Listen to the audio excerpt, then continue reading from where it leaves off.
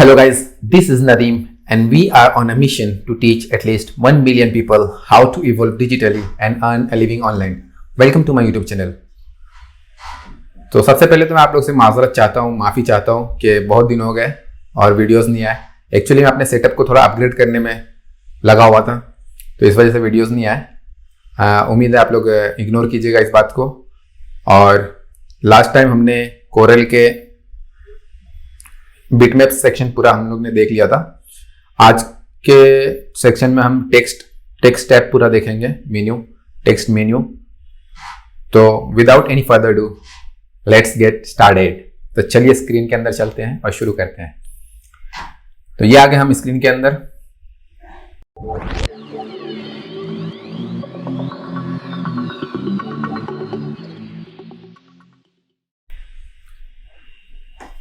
हमने last time bitmap देखा था, अभी टेक्स्ट है। टेक्स्ट में सबसे पहला टैब्स है। तो टैब्स क्या होता है? तो टैब्स आपने देखा होगा मोस्टली इंग्लिश में, जब इंग्लिश की बुक में जब आप स्कूल में पढ़ते थे तो इंग्लिश की बुक में जो पोएम्स रहते हैं, तो पोएम्स के अंदर एक पैराग्राफ राइट साइड में रहता है, दूसरा पैराग्राफ लेफ्ट साइड में रहता है और बीच में बहुत गैप्स रहते हैं ना। तो उस तरह के चीजों के लिए हम यहाँ पे टेक्स्ट के अंदर जैसे आएंगे, सबसे पहला टैब्स ऑप्शन है। तो उस तरह की चीजें के लिए हम इंडेंट यूज करते हैं, टैब्स अलग चीज है। आपने देखा होगा कि इंग्लिश में या फिर कोई भी टेक्स्ट में जब हम फर्स्ट लाइन लिखते हैं तो एक स्पेस रहता है, उस स्पेस के आगे कुछ स्पेस छोड़ने के बाद फिर टेक्स्ट चालू होता है, फिर पैराग्राफ चालू होता है। तो उसी स्पेस को, या फिर आपने देखा होगा कि जब हम नोटबुक में लिखते हैं तो एक मार्जिन छूटा हुआ रहता है साइड में, लेफ्ट साइड में। तो उस मार्जिन को, या फिर जो हम स्टार्ट करते कोई भी चीज को रीड करना या राइट करना, तो हम टैब्स छोड़ते हैं। तो टैब्स, जैसे कि आप कंप्यूटर के बटन में भी आपको टैब्स नजर आ रहा होगा, तो टैब बटन दिया हुआ है, इसकी मदद से हम टैब छोड़ सकते हैं। तो आइए देखते हैं। जैसे मैं टैब प्रेस करूंगा तो ये एक स्पेस छूट गया यहाँ पे, है ना। ये टैब कहाँ पे यूज होगा? तो ये टैब है ना, हम जैसे कि मेन्यू कार्ड बना रहे हैं या इस तरह की चीजें, या फिर है ना प्रेजेंट एब्सेंट वाली चीजें हम नोट डाउन कर रहे हैं कहीं पे, है ना, या फिर कॉलम्स वगैरह का कोई चीज बना रहे हैं, बहुत सारे कॉलम्स हैं, उसमें हम एक कॉलम के बाद डायरेक्ट दूसरे कॉलम में जाना चाहते हैं, तो बार बार हमें कर्सर को मूव करना पड़ेगा। लेकिन टैब सेक्शन से क्या होता है कि हम डायरेक्ट एक जगह से दूसरी जगह टैब्स को मैनेज कर सकते हैं। तो जैसे मैं टैब्स प्रेस कर रहा हूं तो ये देखिए एक टैब आगे जा रहा है। अब ये कितना डिस्टेंस आगे जा रहा है, तो वो डिस्टेंस हमें यहां से नजर आता है। ये ब्लैक जो मार्क दिख रहा है ना, ये हमारा एक टैब है। एक टैब कितना है? अभी आधा इंच एक टैब है हमारा। ये हाफ इंच जो है ना, वो एक टैब है। तो इसको हम मैनेज भी कर सकते हैं, इसे हम चाहे तो डिलीट भी कर सकते हैं। मैं यहां से अगर इसको डिलीट कर दूं तो ये एक टैब डिलीट हो गया। यहाँ अभी मेरा एक टैब इतना लंबा हो गया, लेकिन इसके बाद का टैब ये आधे इंच का ही है अभी भी। तो ये हम डिलीट भी कर सकते हैं और ऐड भी कर सकते हैं। फॉर एग्जाम्पल, मुझे इस जगह पे एक टैब चाहिए, तो यहाँ पे मैं डबल क्लिक करूंगा। डबल क्लिक जैसे करूंगा, लेफ्ट क्लिक, तो मेरे पास एक टैब एक्स्ट्रा आ जाएगा यहाँ पे ना। इसके एप्लीकेशन बताने के लिए आइए मैं एक एग्जांपल के जरिए बताता हूं। जैसे कि आपने होटल में गए होंगे तो मेन्यू लेके आते हैं हम लोग, है ना। तो मेन्यू में हमें क्या क्या चीजें दी रहती है? रोटी, दाल, सालन। ओके, हमने ये 3 चीज लिखा।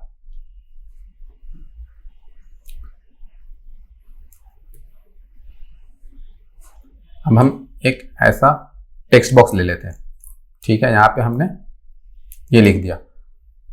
अब मुझे इस पोर्शन में मुझे लाइन से पूरे प्राइसेस चाहिए, तो हो सकता है मैं स्पेस बार करके भी लेके आ सकता हूं, लेकिन वो स्पेस बार आपको बार बार दबाना पड़ेगा। तो उससे अच्छा है कि मैं यहां पे एक टैब ले लेता हूं। ओके, अब मैं यहां से डायरेक्ट एक टैब प्रेस करूंगा तो मेरा इस जगह पे कर्सर आ जाएगा। मैं रोटी 10 रुपीज कर देता हूं, है ना। अब हमारा दाल का सेक्शन है। दाल का सेक्शन में हम इसे 100 रुपीज कर लेते हैं।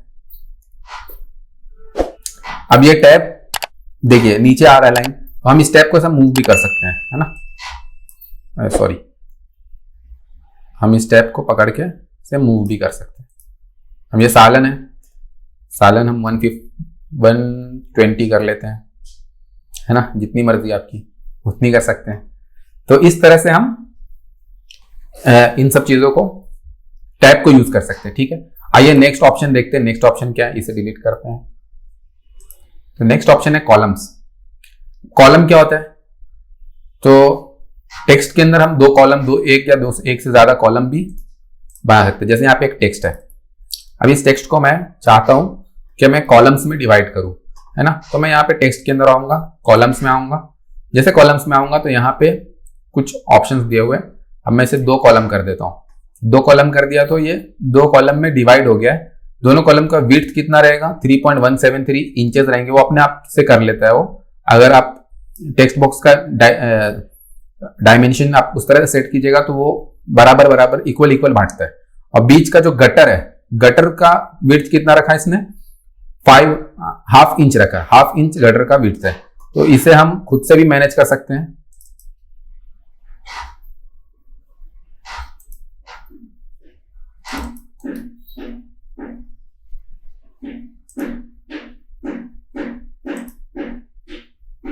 यहां से खुद से भी हम एडिट करके लिख सकते हैं ना, गटर का विड्थ अगर मुझे अलग रखना है तो। जैसे मैं ओके करूंगा तो ये 2 पार्ट में डिवाइड हो गया मेरा टेक्स्ट।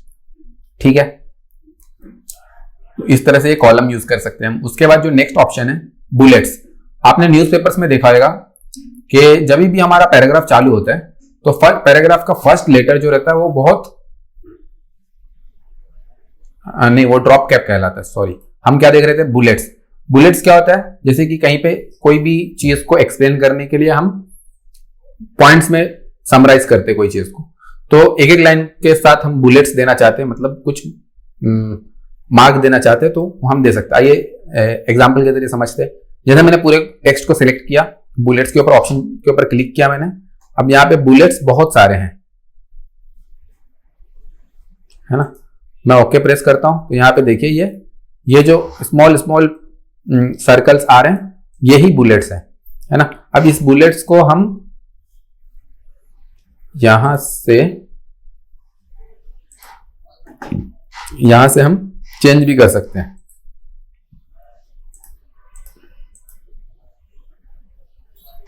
नंबर भी कर सकते हैं, है ना, नंबर में भी कर सकते हैं या फिर बुलेट्स में भी कर सकते हैं।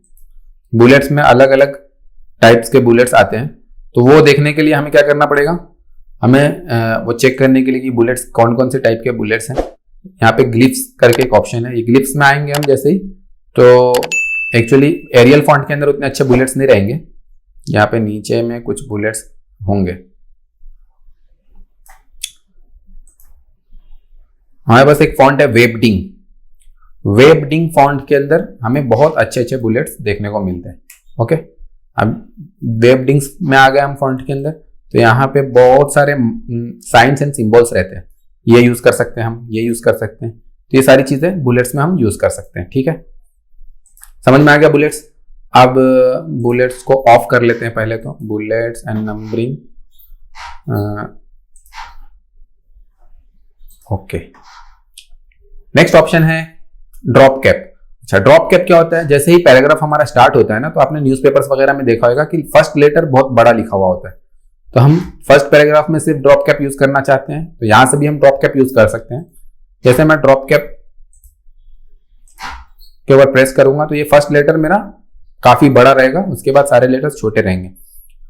अगर मैं फॉर एग्जांपल सारे को सिलेक्ट करके ड्रॉप कैप के ऊपर प्रेस करता हूं तो ये हर एक पैराग्राफ के फर्स्ट लेटर को ड्रॉप कैप ले लेगा। लेकिन यूजुअली हम क्या करते हैं, हम सिर्फ फर्स्ट पैराग्राफ जो रहता है उसी के अंदर ड्रॉप कैप यूज करते हैं। तो इस तरह से हम ड्रॉप कैप यूज कर सकते हैं, जैसे कि न्यूज़पेपर्स में आप लोग देखे होंगे।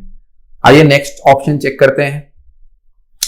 नेक्स्ट ऑप्शन है टेक्स्ट स्टैटिस्टिक्स। ये बहुत इंपॉर्टेंट चीज है, आइए इसको डिटेल में थोड़ा समझते हैं। टेक्स्ट स्टैटिस्टिक्स क्या होता है, तो टेक्स्ट स्टैटिस्टिक्स जैसे कि हमने कोई एक डिजाइन किया, जैसे कि कोई पैम्पलेट या फिर कोई ब्रोशर वगैरह डिजाइन किया, तो उसको जब प्रिंट में हम भेजते हैं उससे पहले सारे कन्वर्ट टू कर्व करते हैं हम सारे टेक्स्ट को। तो टेक्स्ट स्टैटिस्टिक्स में हमें सारे चीज नजर आ जाते हैं। पैराग्राफ्स कितने हैं इसके अंदर, 18 पैराग्राफ्स है, लाइंस कितने, 33 लाइंस है, वर्ड्स, तो ये सारे जीरो होने चाहिए। अगर हम प्रिंट के लिए भेज रहे हैं तो हमारे पास टेक्स्ट जीरो होने चाहिए, उस फाइल के अंदर टेक्स्ट जीरो होंगे तो ही हम प्रिंट में भेज सकते हैं, नहीं तो फॉन्ट मिसिंग का चांसेस रहेगा, है ना। फॉन्ट्स कौन कौन से यूज हुए हैं तो ये सारी चीजें यहाँ पे दिखाई दे देता है। इसका एक शॉर्टकट भी था, मैं भूल रहा हूं, ऑल्ट शिफ्ट एक्स सी, कंट्रोल ऑल्ट एक्स सी, सॉरी ऑल्ट शिफ्ट एक्स सी, इसका शॉर्टकट था, मुझे याद नहीं आ रहा है, तो हम यहां से भी जा सकते हैं ना। इसके बाद है एडिट टेक्स्ट। एडिट टेक्स्ट क्या होता है, जैसे हम टेक्स्ट में आते हैं तो यहाँ पे एडिट टेक्स्ट का ऑप्शन है। अब यहां से हम इस बॉक्स के अंदर ही हम एडिट कर सकते हैं, वैसे जरूरत नहीं है क्योंकि हम डायरेक्ट भी एडिट कर सकते हैं ना, वहां पे जाने की क्या जरूरत है, हम यहां से भी एडिट कर सकते हैं, तो इसकी जरूरत नहीं है। इंसर्ट फॉर्मेटिंग कोड, ये सारे फॉर्मेटिंग कोड्स है जो कि फॉन्ट के हिसाब से अलग अलग फॉर्मेटिंग कोड रहते हैं, ये कुछ यूज में नहीं आता है तो इसे हम इग्नोर कर सकते हैं। उसके बाद है कन्वर्ट।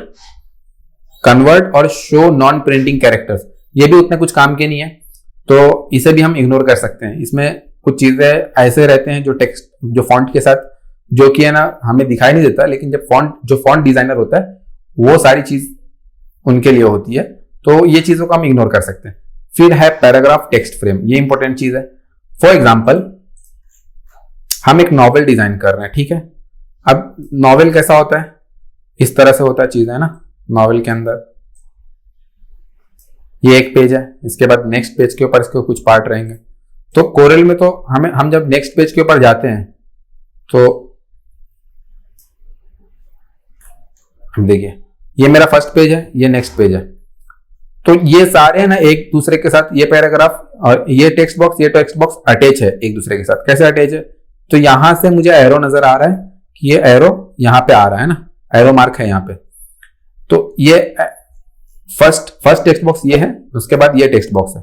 अगर फॉर एग्जांपल मैं यहां पे इसका विड्थ छोटा करूंगा तो यहां पे बड़ा होता जाएगा। मतलब कोई भी चीज मैं एडिट करता हूं इसके अंदर तो इसके अंदर भी चेंजेस आते जाएंगे क्योंकि एक दूसरे से लिंक है। तो ये लिंक और अनलिंक का मसला कहां पे रहता है, ये हम यहां से चेक कर सकते हैं। Paragraph text frame,